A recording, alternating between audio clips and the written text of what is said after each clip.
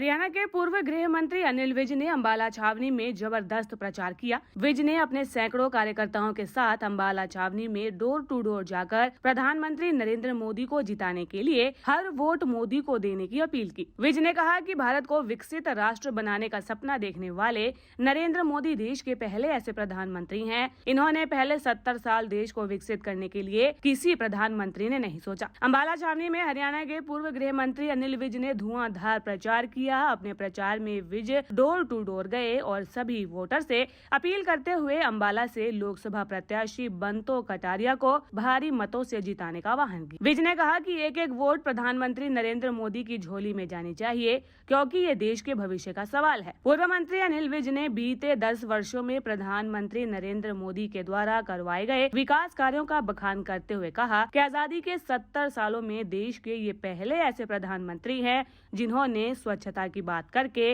देश को आगे ले जाने के बारे में सोचा। विज ने कहा कि मोदी ने जो कहा है वो करके दिखाया है, भले ही वो राम मंदिर की बात हो, 370 हटाना हो, आयुष्मान कार्ड बनवाना, गरीबों को स्वच्छ घर बना के देना और देश के भविष्य के लिए 2047 तक देश को विकसित भारत बनाना सिर्फ नरेंद्र मोदी ही सोच सकते हैं, क्योंकि नरेंद्र मोदी है तो मुमकिन है। देखिए, ये जो चुनाव है, चुनाव तो अक्सर 5 साल बाद होते ही हैं, लेकिन ये जो चुनाव है ये भारत के भविष्य का चुनाव है।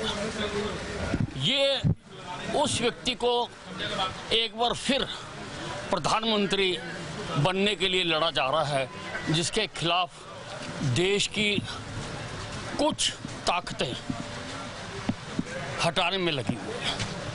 हम चाहते हैं कि एक एक वोट नरेंद्र मोदी के खाते में जाए। ऐसा प्रधानमंत्री हमें मिला है जिसने करके भी दिखाया है। धारा 370 खत्म करी, राम मंदिर बनवा के दिया, 3 तलाक खत्म करी, गरीबों को आयुष्मान कार्ड, स्वास्थ्य का, स्वच्छ घर बना के दिए और आगे की भी सोच है कि 2047 तक विकसित भारत बनाना। आज तक कोई प्रधानमंत्री यहाँ तक सोच नहीं सका।